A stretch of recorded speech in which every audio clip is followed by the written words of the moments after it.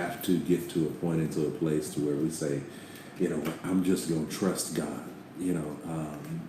Joshua said that as for me and my house, right, we will serve the Lord, right? And so for you and for your house, what is the mandate? What is the thing that you're the standard? There it is, that you're going to set up for you and your family, so that when trials come, when testing comes, when adversity and hardships come, how is it that you will be able to stand? Well, friends, let me just encourage you. If you can just keep the faith, all right? If you can keep the faith, then you'll be able to stand when hard time comes. The Word of God says this. It says that when the enemy comes in like a flood, the Spirit of the Lord will raise up a standard against him, right? I know oftentimes we read it a little bit differently. I put the comma or the inflection on a different portion, typically when we read that, we read it, when the enemy comes in like a flood, pause, right? Then the Spirit of the Lord will raise up a standard against him. And let me just encourage you that whether the enemy is coming in like a flood, or whether, it is that the Lord is raising up a standard like a flood against the enemy, I just want to encourage you and let you know that God has your back. In the midst of all of it, in the midst of everything, God's got you covered. But you have to keep the faith. One of the reasons I've been really reading and studying and looking at different folks in the Bible, and one of the things that I know helped Joseph to stand in the time of testing and to stand in the time of trial and tribulation was that Joseph kept the faith. One of the things that I know that helped even Jesus, let's look at Jesus while he was yet praying in the garden, and we know that momentarily he did say, Lord, if there's any way that this cup could pass from me. But he came right back around and he kept the faith, and he said, nevertheless, not my will, Lord, but your will be done. See, what helps during times of trials and tribulations, what helps during times of testing, is if we could get to the point and to the place to where we say, God, I trust you. I trust you. It doesn't feel good. It doesn't look good. It doesn't, but God, I trust you in the midst of it all. And God, I'm going to keep the faith. That's right. I'm going to keep the faith. Friends, I really want to encourage you. I was reading, what was this? I was reading not too long ago about Stephen. And I just was like looking at Stephen, and Stephen was one who, it didn't matter what they said, didn't matter what they did, didn't matter. Like Stephen, his story is short-lived in the Bible, but he went through some stuff real quickly. And he had an opportunity to say, you know what? It's too much, Lord. Trying to live for you, carry your name, and like, no, it's too much. I'm done. Look, y'all, I give up. I don't want to, like he could have done that. But what did Stephen say? He said, Lord, I trust you. I'm going to keep the faith. And then, I even the other day was looking at Job. And I was looking at Job, and then there was a comedian who he's a Christian comedian. He made a joke about Job. I was watching, and I just, as I looked at Job, and then I'll give you the brushstrokes of the joke. The joke was Job was a man who was well acquainted, we all know, with adversity. And in so much that Job lost everything he had, all his children died and everything. And it's like, somebody whispered to the devil or said to the devil, hey, Job's wife is over there. And then the devil starts laughing. The guy in the joke, he starts laughing. He says, yeah, I know. Trust me, she's good. I'm not going to worry about her. And you get the joke. And it still makes me laugh. But, if I have to explain it, then, maybe it's not as funny as it should be. But For those who maybe don't get it, all the adversity that Job faced, but the devil did not touch his wife. He touched everything Job had, but not his wife. Why? Because his wife was right there in his ear saying, why don't you just curse God and die? See, I had to explain it, make it less funny, but it's still funny to me, I'm lying. But anyway, when we look at all the adversity that Job went through, he lost all that he had. His body was covered in sores, and it like he had some issues going on, right? But yet and still, friends. I mean, even when his friends came to him and said, "Man, what did you do wrong? What is going on? Why are you?" Job said, "Look, I just trust him. I just trust him." And one of the things that I want to encourage us in is this. And I've said this already during this, and today I'm just closing out Keep the Faith. And so that's why I'm kind of going over all this stuff. But one of the things that Job had to recognize and realize is that, look, God is up to something.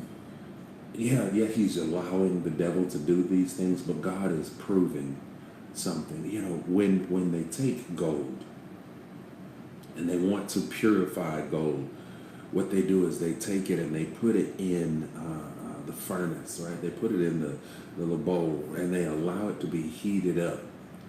And they allow it to get to its melting point. Why? Because the heavier, purer stuff falls to the bottom.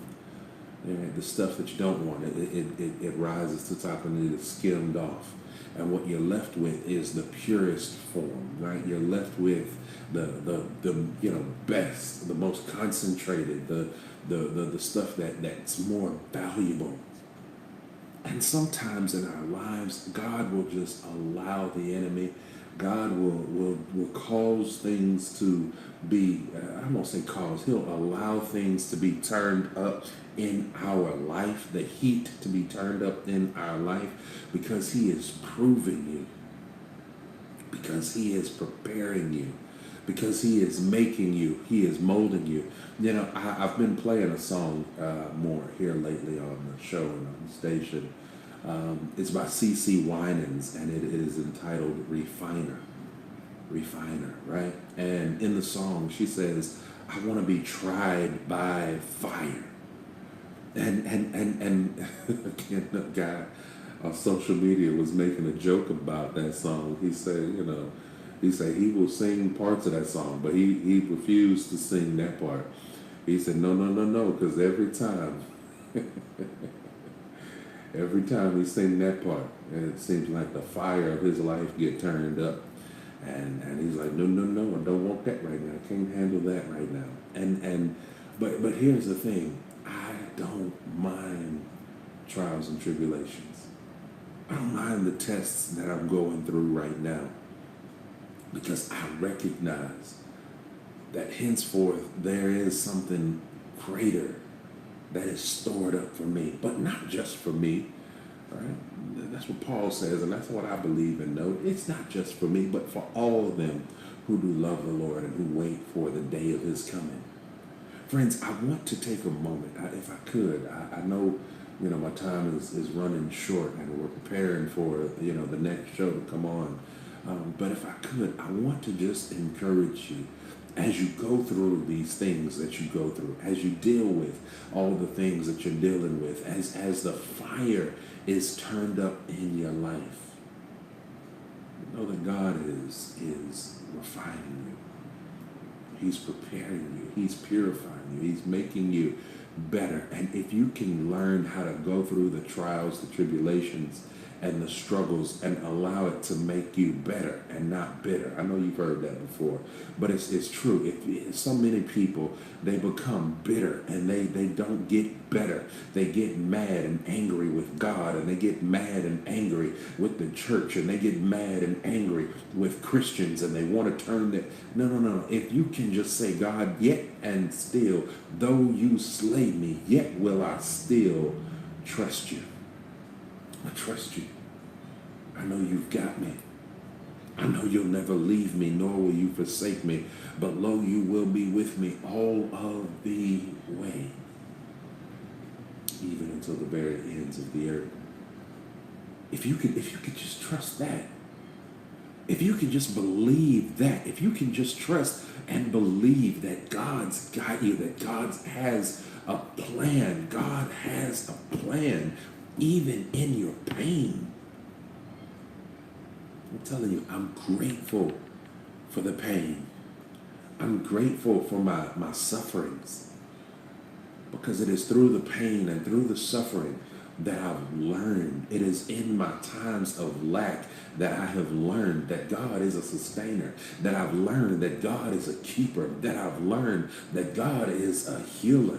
I'm telling you, if it had not been for those times, I'm grateful for every challenge and everything that I've gone through, because it's shown me a deeper level to God. It's shown me a greater depth of God. And just when I think I know him as much as I should, as much as I could, or as much as I learned something new about it. Listen, I've been preaching 31 years now, right? This month, I've been preaching. No, I'm sorry. August makes 31. July, August makes 31 years that I'll be, preaching. But the point being, I've been preaching 30 plus years, right? And in the midst of that, I'm still yet learning more and more about God. The more experiences that I have, the more hell that I go through, the more trauma and drama that I go through, the more I learn about God. Listen, I thank God that I found my father, dead in his home, and that he had been there for 2 weeks. Because if I hadn't been through that, I never would have learned that God is my strength in my times of weakness. Oh my God, I tell you, I never would have learned that God is a restorer. I never would have learned that God is a redeemer. I never would have learned that God is able to do exceedingly abundantly above all that I could ask, think, or imagine. I never would have learned some of the things that I know. And maybe God would have found another way to teach me those things. But I thank him specifically for that, because it taught me that I could endure. It taught me that I can make it. See, we've got to get to this point, into this place, that when we go through trials and tribulations, that we don't fall out, because we say, okay, God, I trust you, and I know that in this you've got something better for me. 1 Peter 5 and 10. Y'all know I repeat that often, and I usually say the wrong place. I think I usually say like 1 John, but 1 Peter 5 and 10. After you have suffered a while, I will establish, I will strengthen, I will perfect. Friends, I want to encourage you. Listen, just begin to take inventory. Even in Job, right? In Job, like when Job was going through those things, and everybody was like, you need to cuss God out and do that. I say everybody, but his wife was saying you need to come. And then his friends was like, Job, what did you do wrong? You need to repent. You need to do this. And Job was like, hey, listen, I just trust God. It's all good. I'm not worried about it. Even in the midst of those situations, when Job got done with that, when Job got done with all that and came out of that, God blessed him even the more. God blessed him even more. He had more children. Right? He had more land. He had more cattle. When Joseph went through what he went through, being sold, being thrown into the pit, being sold into slavery, being thrown into prison. Well, being lied on by Potiphar's wife, then thrown into prison. Right? When he came out of that prison, it says he shaved, he got himself together, he went before the king, and when he came out of that thing, he came out better. He was over all of Egypt, second only to the king, or to the Pharaoh, And even Jesus, again, with Jesus and Stephen. Before I go to Jesus, let me look at Stephen. Stephen, after he kept the faith and they stoned him, what did it say? While he was even being stoned, yet the Father stood and he watched. And he you know what I'm saying? Like, God was standing over him, looking like, and then he was entered into, I mean, I believe he entered into glory in those moments, right? It's something greater laid up for you. Even then, Jesus, after praying, Lord, if there be any way, let this cup pass from me, and then enduring the shame of the cross, enduring the beating, enduring the thorns on his head, enduring all those different things, and then being nailed to the cross, pierced in the side, right? All those things, being mocked and ridiculed. There was greater. There was greater. And for you, my friends, I'm telling you, there is greater. But you have to trust God. You have to keep the faith and say, all right, I'm willing to go through it. I'm willing to be tried by fire.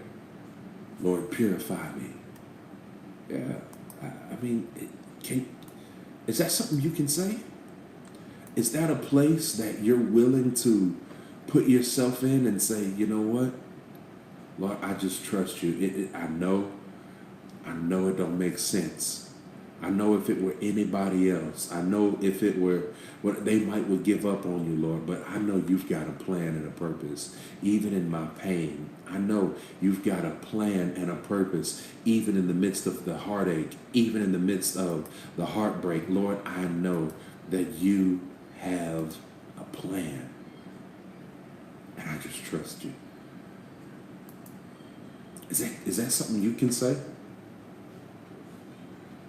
Is that something that you're willing to say, even as you go through the headache, the heartache, the heartbreak, the disease, the divorce, the depression, as you go through,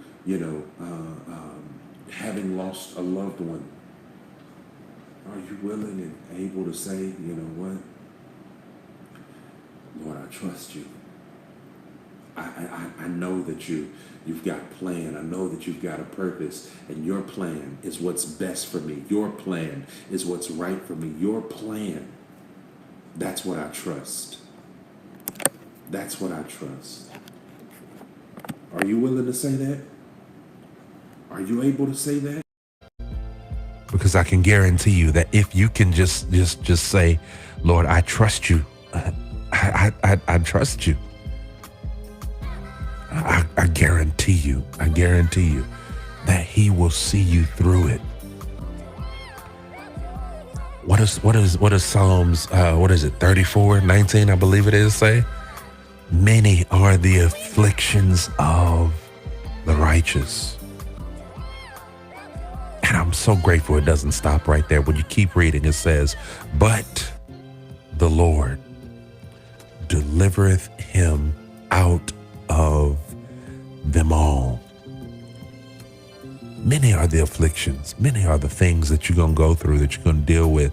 And many are the heartaches, the heartbreaks, the bereavement, many are the afflictions of the righteous. But the Lord, he delivers him out of them all. Yeah. Friends, that's my encouragement for you on today. All right, that's my encouragement.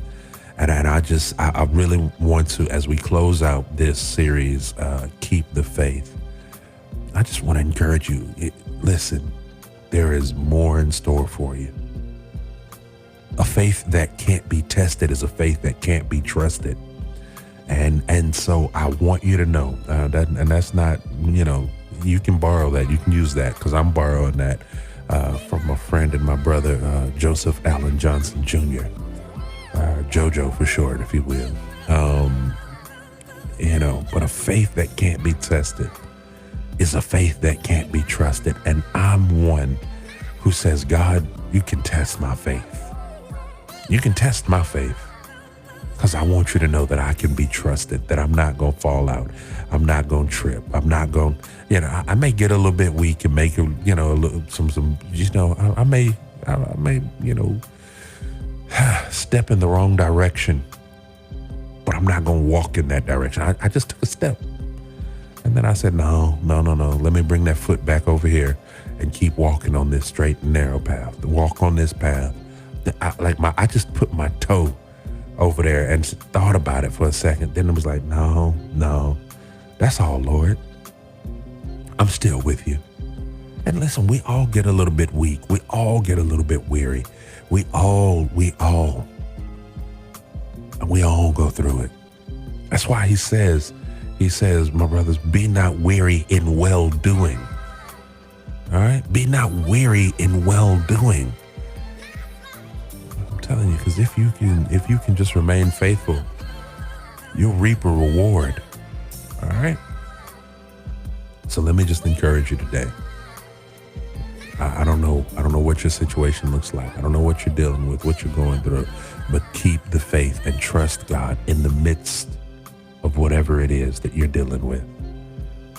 And know that God has got you. He's got you, all right? All right, friends. I'll tell you what, I want to play this song.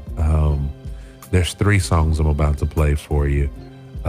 One is from Kevin Lemons and Higher Calling, and it's simply entitled For Your Good. Then I'm going to play Refiner by CeCe Winans, and then Thank You For It All by Bishop Marvin Sapp. I believe, I have enough time to play all those before we have to turn it over to Pastor Kenneth Goins with Redeeming the Time radio broadcast. Friends, let me just remind you of those announcements.